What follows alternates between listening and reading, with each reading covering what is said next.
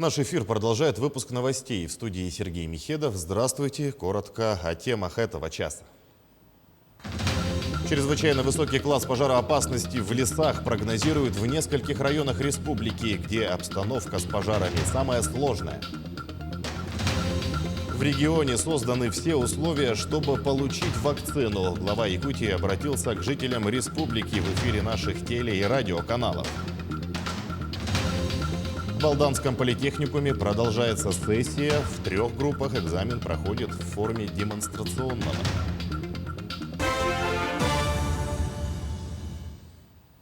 Чрезвычайно высокий класс пожароопасности в лесах прогнозируют в 2 районах республики сегодня и завтра. По данным якутского УГМС, в Хангаласском, местами Мирнинском районах ожидается установление чрезвычайно высокого 5 класса. В Горном и Аймяконском улусах прогнозируют высокий 4 класс пожароопасности. А по информации МЧС Якутии, сложная обстановка с лесными пожарами сохраняется в Верхневилюйском, Нюрбинском, Аймяконском и Сунтарском районах. Там возгорание фиксируют вблизи населенных пунктов. По сведениям Министерства экологии региона, за сутки потушили 4 лесных пожара общей площадью 8000 гектаров. Вместе с тем обнаружены 5 новых очагов. В настоящее время ведут работы по тушению 12 возгораний на территории 7 районов, а всего на контроле 48 термических аномалий. В 14 районах введен особый противопожарный режим. Борются с огнем как на земле, так и с воздуха. Также при тушении лесных пожаров в республике помогут студенты и незанятая молодежь. Продолжается набор бойцов в противопожарный отряд «Прометей». Студентов будут направлять в отряды быстрого реагирования. Для тушения действующих очагов бойцы помогут провести минерализованную полосу и уберут сухостой. В специальный отряд всего отберут 50 человек, но в зависимости от пожарной ситуации количество бойцов может увеличиться. Добровольцы могут подать заявку по электронной почте в региональное отделение Всероссийской организации студенческих отрядов. У нас требования с 18+, ну, и иметь желание, и вот желательно, чтобы это были студенты очной формы обучения, но мы также можем здесь трудоустроить и нерабочую молодежь. Вот. А по заработной плате, то есть у заработной платы есть 2 источника, например, сезонных рабочих, да, в режиме ожидания, это из регионального бюджета, там заработная плата пойдет сразу после работы. Получается, в каждом районе есть районные филиалы ГАО «Россия Якутлесресурс». От них идет общая координация по пожаротушению. Проживание будут предоставлять вот именно администрации районных наслегов, где происходит именно пожаротушение. Вот. По питанию также. К другим темам. Выборы в Государственную Думу Российской Федерации пройдут 19 сентября, в единый день голосования. Соответствующий указ подписал президент Владимир Путин. Назначить выборы депутатов Государственной Думы нового созыва на 19 сентября 2021 года. Настоящий указ вступает в силу со дня его официального опубликования, говорится в тексте документа. По закону решение о назначении выборов подлежит официальному опубликованию в течение 5 дней после его принятия. По всей стране будут избраны 450 депутатов, из них 225 по партийным спискам, еще 225 по одномандатным округам. А накануне глава Якутии обратился к жителям республики. В эфире наших теле- и радиоканалов Айсен Николаев призвал якутян активнее получать вакцину от коронавируса. В регионе созданы все условия для того, чтобы жители могли без всяких препятствий получить вакцину. На данный момент по темпам вакцинации республика стоит на 5-м месте по всей стране. Но важно понимать, что всеобщий заслон болезни будет поставлен только при быстрой и полной вакцинации большого числа людей, сказал глава. Почти 190 тысяч человек получили первый компонент вакцины в республике. Это около 20% всех жителей Якутии.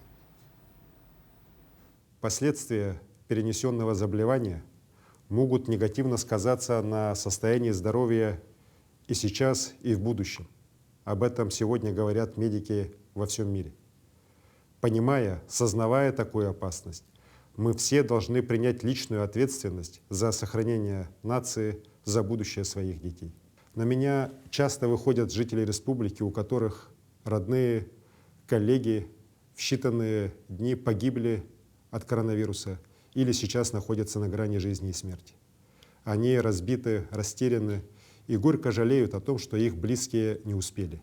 Не успели вакцинироваться, поверив порой домыслам из WhatsApp и непроверенной информации.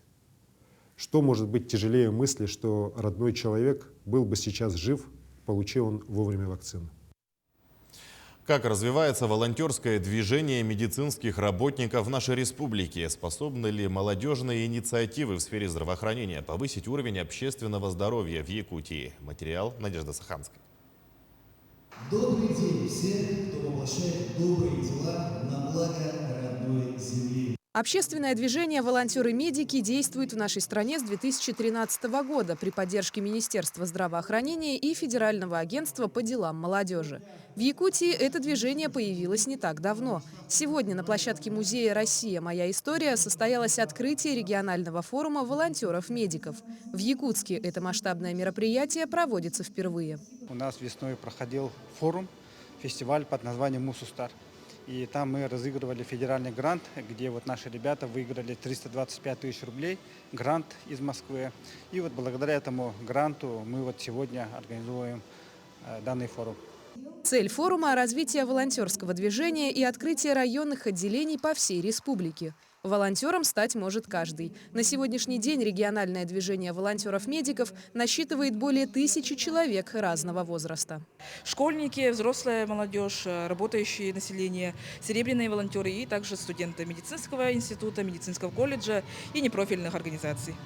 В этом году форум проходит как в очном, так и в онлайн-формате. На протяжении 2 дней участников ждут дискуссии, мастер-классы и открытые диалоги на профессиональные темы в сфере медицины. К слову, гости форума могут ознакомиться с раздаточным материалом, посвященному борьбе с ВИЧ и СПИД-заболеваниями. Здесь, в музее «Россия. Моя история», проходит региональный форум волонтеров-медиков. Одна из отличных возможностей прямо сейчас – сдать экспресс-тест на ВИЧ, СПИД и гепатит.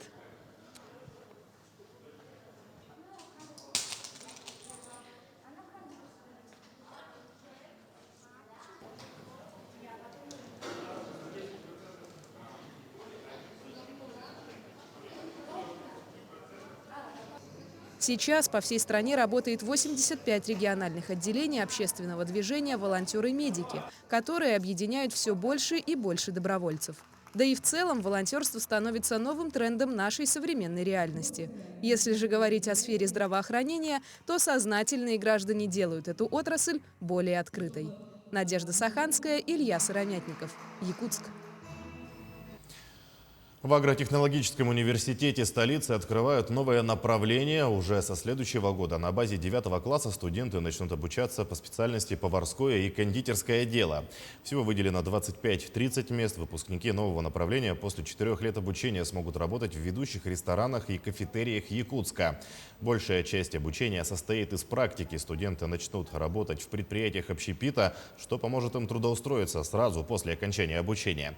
Кроме этого, с прошлого года в университете проходит набор по направлениям электроэнергетика и электротехника, теплоэнергетика и информационные технологии и программирование.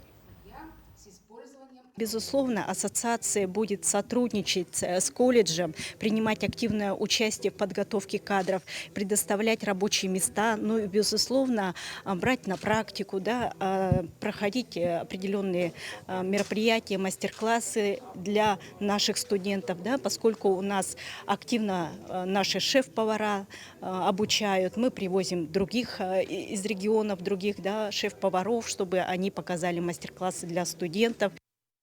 А в Алданском политехникуме продолжается сессия. В 3 группах экзамен проходит в форме демонстрационного. Знания и навыки будущих бухгалтеров, электромонтажников и специалистов контрольно-измерительных приборов оценивают независимые эксперты, рассказывает Татьяна Вахнина. Армию бухгалтеров скоро пополнят 10 специалистов, выпускников Нерюнгринского филиала Алданского политехнического техникума. Сейчас у 9 девушек и 1 юноши решающие испытания. Студенты сдают выпускной экзамен. Он проходит на базе Алданского политехникума в форме демонстрационного по стандартам WorldSkills.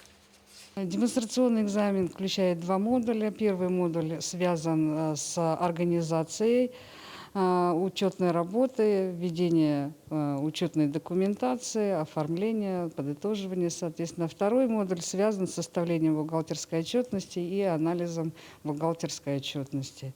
Знания студентов оценивают специалисты алданских предприятий. Демонстрационный экзамен у бухгалтеров проходит в первый раз. И волнение не только выпускников, но и преподавателей и экспертов объяснимо.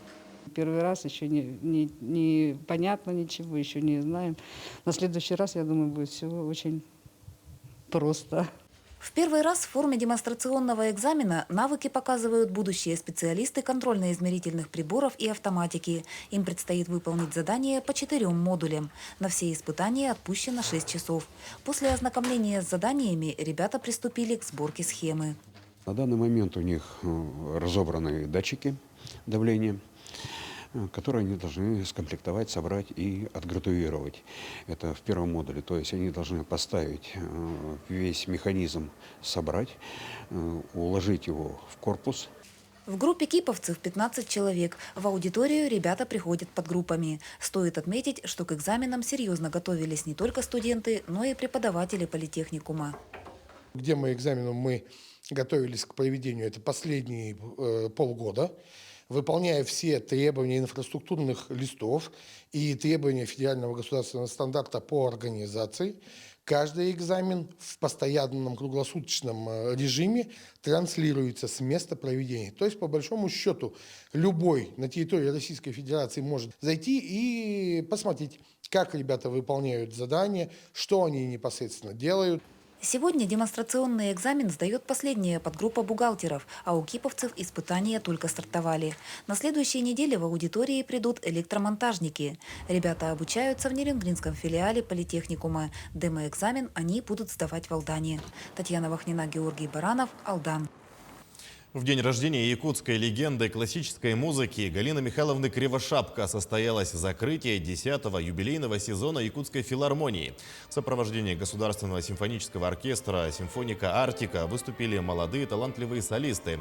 В концерте прозвучали произведения Моцарта, Чайковского, Паганини, Штрауса, а также в преддверии национального праздника ЭСЭХ оркестр исполнил фантазию на якутские темы Юрия Степанова и приветственную увертюру Николая Берестова, партитуру которой автор посвятил Галине Кривошапко. Концерт называется «Легенда. Next Generation. 21 век», потому что на сцене продолжатели дела Галины Михайловны, музыканты, молодые солисты, которые представят свое искусство вместе с симфоническим оркестром. К этому часу у меня все. Оставайтесь с нами.